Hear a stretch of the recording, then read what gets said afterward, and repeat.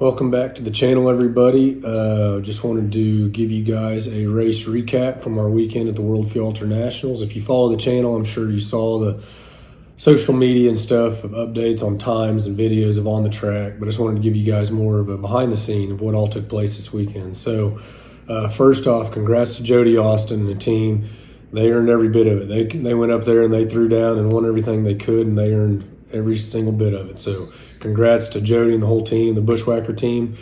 You guys did a great job. So we enjoy racing with you guys. It's a blast. You got to beat the best to be the best. So anyway, on our weekend, first off, we were coming off of a runner-up weekend at Mocan to Joey Haas. So the car's running decent. We felt pretty good. We got to work on solving a little bit of piston scuffing issue, which we made a change, and we feel like it helped.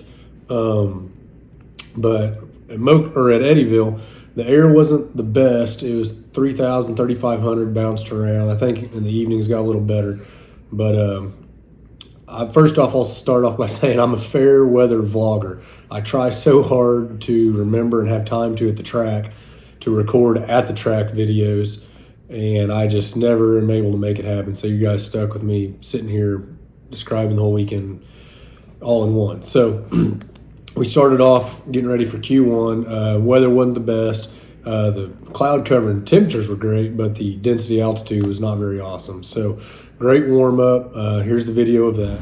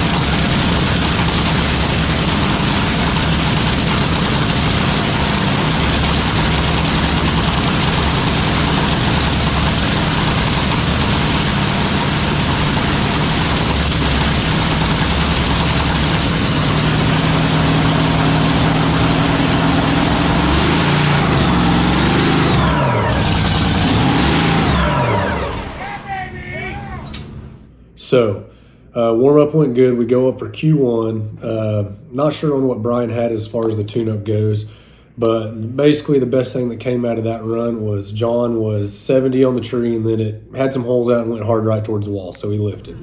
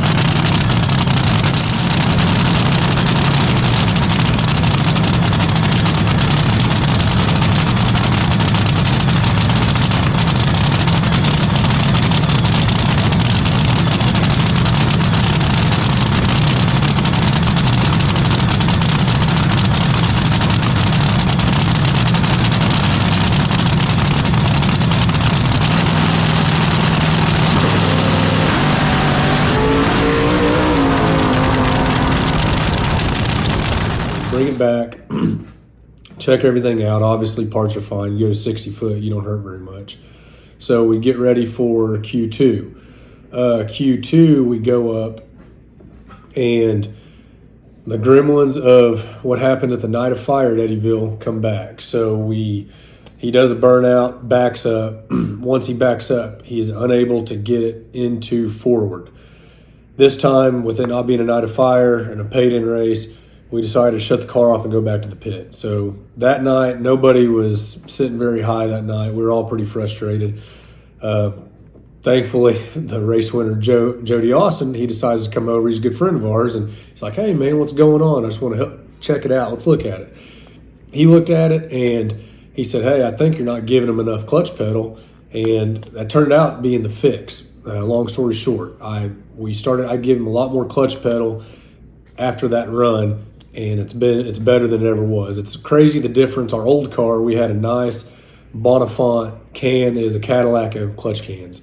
This car, we have a old, worn-out Ron Capps can, and then we also have the Cannon and the schnoozle, and there's more parts and pieces that give more slop. And when he pushes on it, it's good enough to get it in reverse, but by the time he gets back from the burnout, or backed up from the burnout, it wasn't enough to get it back and forward. So we made that change, worked flawlessly the rest of the weekend. Thank you, Jody, for helping us out on that. We wouldn't have been able to make it to the final with you without it. So anyway, Q2, don't have a video of that, wasn't worth watching.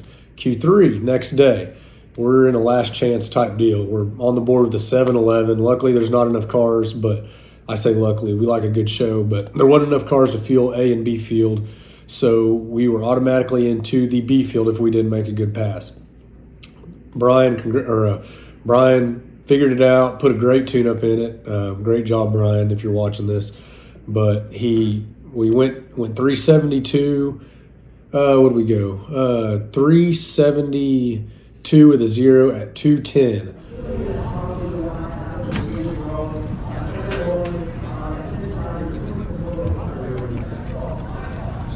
On you.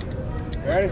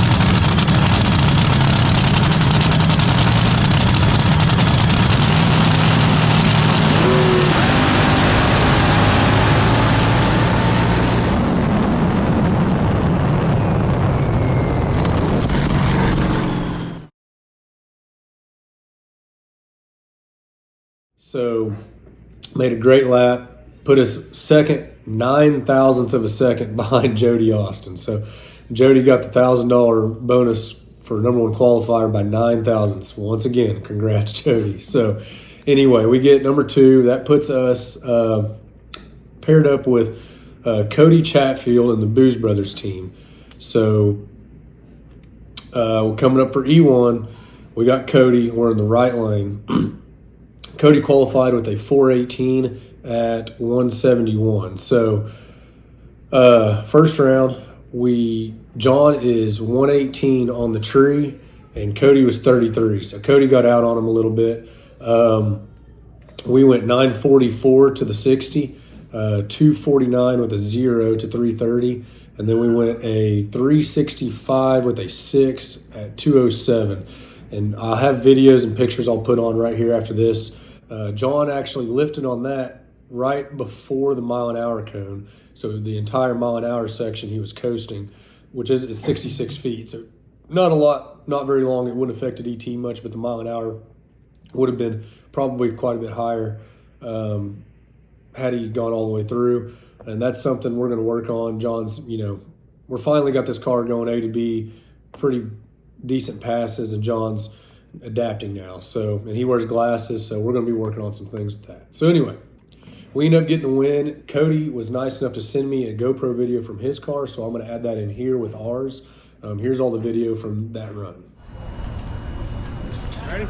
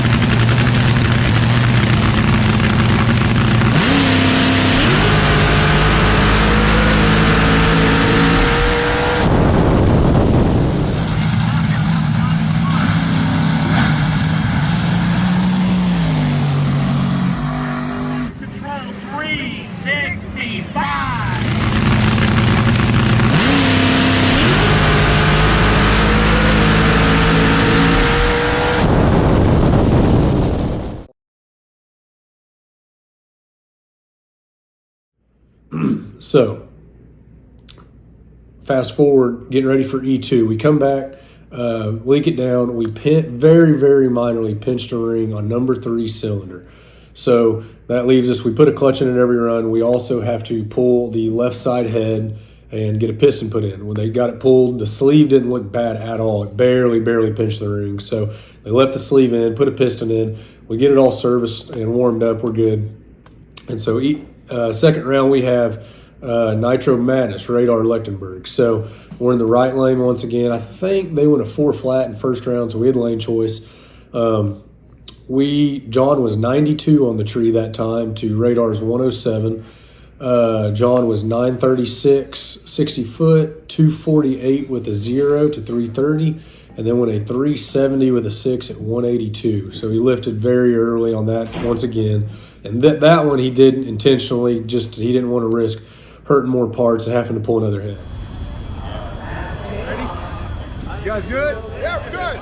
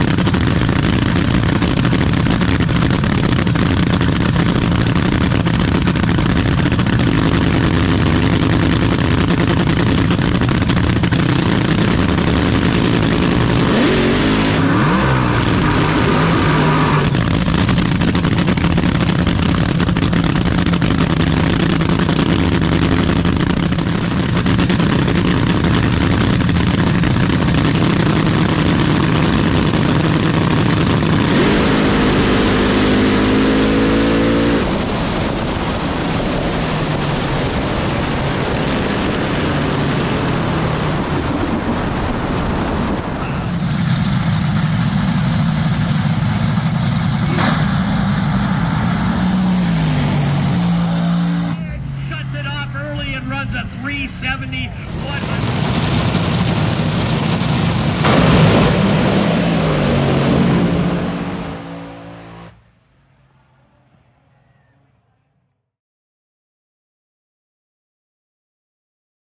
Well, and then radar went 393 at 187. So we got the win there, but we get back, leak it down. Once again, number 3 is not good. So we pulled ahead again. It turned out the sleeve was probably a little worse than we thought. Had some scuff on the piston. So we put a sleeve in it and a piston in number 3 and get it all serviced, and we're ready for the final with Jody. So heading up for the final with Jody. The B field finals took place in front of us. Mike Allison was trying to get it down the track, and I think he had a little oil come out and leak down. So we had about a 30-minute delay before we ran and got to fire up. So we fire up. Brian had made some changes to try and hop it up a little bit, knowing Jody's going to do the same. And just that. Jody threw down, went a 60. John was 98 on the tree. Jody was 98 on the tree. John was 119 on the tree. We were in the left lane this time. John went 937 to 60, 247.8 to 330, 366.9 at 195 to the 8th. And he, once again, my GoPro tilted up on that run. You'll see in the video here in a second. I didn't touch it all eliminations. The clutch must have been pulling a little harder, and it loosened up and tilted back in the middle of the track. So I didn't get to see how early, but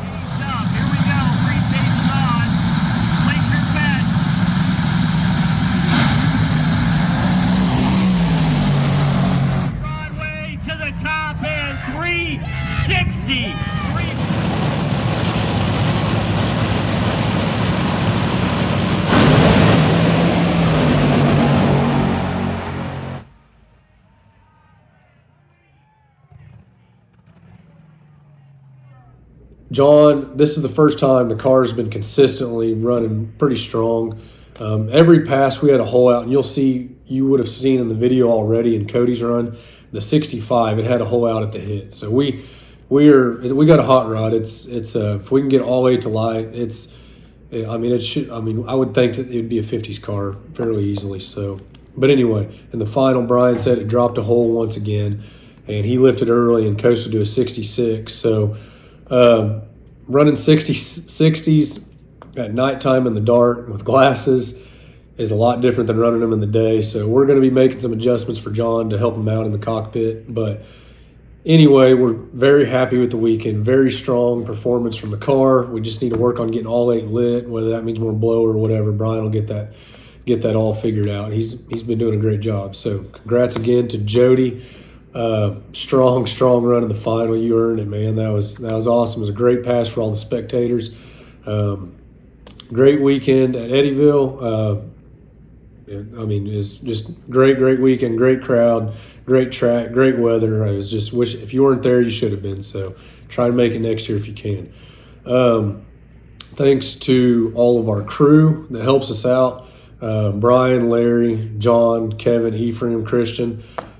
We couldn't do it without you. The services in between rounds, it takes everybody. So appreciate your guys' help. I hope you guys watch this video. And then also thank you to your wives. All of our wives every single one of them play a huge role in our operation too. This is a family deal. We couldn't do it out without any of us. You know, Linda, Elena, Lonnie, Chelsea, and Crystal, whether it be cooking, watching the kids or taking videos, or watching the kids so Amy can take videos, or vice versa. It takes us all to make it happen. So anyway, I appreciate every one of you guys that helps the operation out, the team, and we're looking forward to the Nitro Chaos Finals in Havana, Illinois. And hope you guys enjoyed these videos and this detailed description of our race weekend, and we'll catch you in the next one. Any comments or any questions or comments, just drop them down in the comments and I'll make sure and reply to them or answer any questions. Put in there if you guys want to see any other content. I do the best I can. It's just very, very difficult servicing and getting videos. So yeah, drop that stuff in the comments. Make sure to like, subscribe, and we'll see you in the next video.